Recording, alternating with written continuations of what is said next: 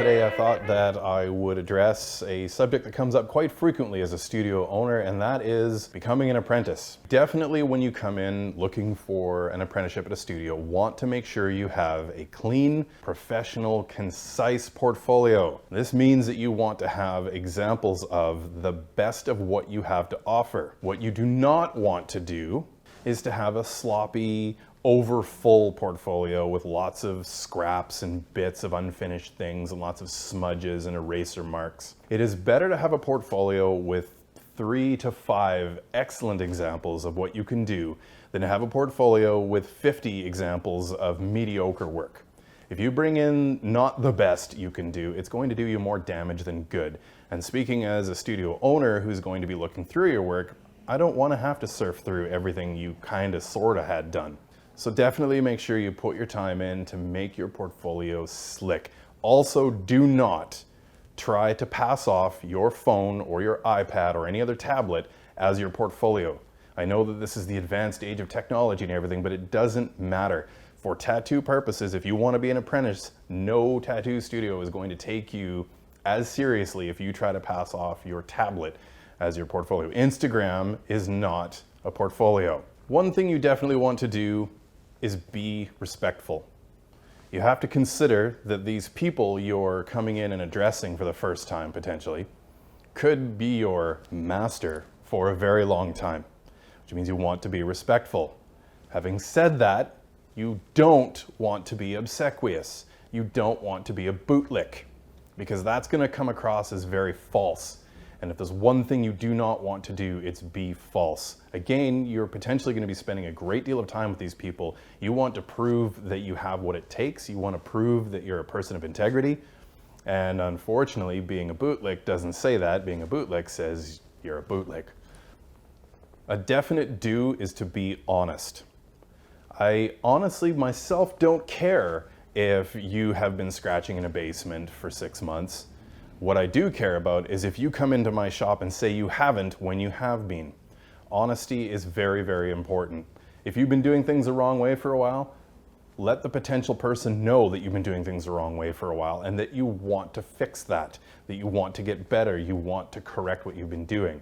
Be honest, don't be dishonest. You'll go a lot further admitting something that might be wrong than if you try to hide it.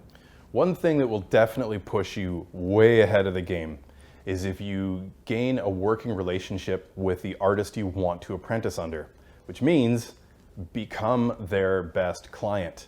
Come in and get a lot of work, get a lot of tattoos, prove that you have the drive and desire to get as much work as possible and that you are passionate about this industry. If you walk into a studio and no one's ever seen you before, you're not going to get as far, because how do they know you? How do they have any way of knowing whether you're a person of integrity, whether you've got what it takes to last through the good and the bad? So you definitely want to establish a working relationship with the studio. And that goes more than just the artist as well. It goes for the whole studio. Again, remember, if you do succeed at becoming an apprentice somewhere, then the odds are you're going to be around everybody in that studio. And if 2 of those people have a problem with you, or you have a problem with 2 of those people, it's going to show. Now this is very, very important. Be prepared. If you're going to walk into a studio and ask for an apprenticeship, be prepared. Questions will be asked, and if you can't answer those questions, you're going to shoot yourself in the foot. So for example, have a working understanding of what's going on in tattoo. We get this all the time in the studio. People that come in wanting to become an apprentice, and we ask them, well, who's your favorite artist? We don't even necessarily mean your favorite tattoo artist, just in general, who are the creative individuals that drive you? And countless times we've gotten, I don't know. That's an instant deal breaker for us. You must be prepared to answer a question like that on the spot. Let's face it, tattoo is a crucible of pressure. And if you, at the very, very outset, can't handle the pressure of being asked a question like, who's your favorite artist, without being able to answer, then that says that you're likely not going to be able to handle the pressure of tattooing itself. So again, be prepared. What you don't want to do is have no working knowledge of tattoo culture or history whatsoever. Again, this is a deal breaker. If you were to look for a job in an art gallery and the manager of that art gallery in the interview asked you who Michelangelo was or Van Gogh, and you didn't know, do you think you would get too far in that job application? Well, the exact same thing is true for tattoo. You need to know, at the very least, who Stoney St. Clair was. You need to know Lyle Tuttle. You need to know who Ed Hardy is, and not just the shirt guy. You need to have a working understanding of the individuals who kept this entire industry afloat through the years, the dark ages of criminal outlaw tattooing, and allowed it to flourish into what we have now. Another do that you definitely want to keep in mind at all times is understanding that tattoo at its root is an illustrative art form and craft first. So when you come in with your portfolio full of tricks, you want to be able to show that you understand that tattoo is an illustrative craft at its core. And so you want to be able to show fundamentals, clean lines, line weight, these sort of fundamentals. That's the core of all tattoo. What you don't want to do is have a portfolio that only shows watercolor or mural work. Not that there's anything wrong with those forms of art, there's lots of validity to it. But in tattoo terms, those are advanced techniques, and any potential mentor is going to want to see that you have a grasp of the fundamentals first, so that you're not trying to run before you know how to walk. So tattooing is illustrative. Recognize that, embrace that first, then move on to the advanced art stuff. As a comparable do not use tattoo as a potential way to finance your real art. This is something that hits very close to home for me. I feel very passionate about, but it drives me insane when fine art students walk through my door and claim they want an apprenticeship because they want to make money off of tattooing so that they can then use that money to finance their real art. I find this personally to be very disrespectful to tattooing. This is my art form. This is my be-all, end-all of creative expression. And to have somebody come in and try to exploit that for crass personal gain, again, that is an instant deal breaker for me. If you want to show true respect for tattooing, learn to love tattooing. Don't just try to use it. Functionally, my craft and culture is not your fucking paycheck. Here is an absolute do. Have tattoos. I will never, ever take on an apprentice, no matter how good their art chops are, if they have no tattoos. There is no logic to wanting to get into this industry, this craft, if you have no tattoos.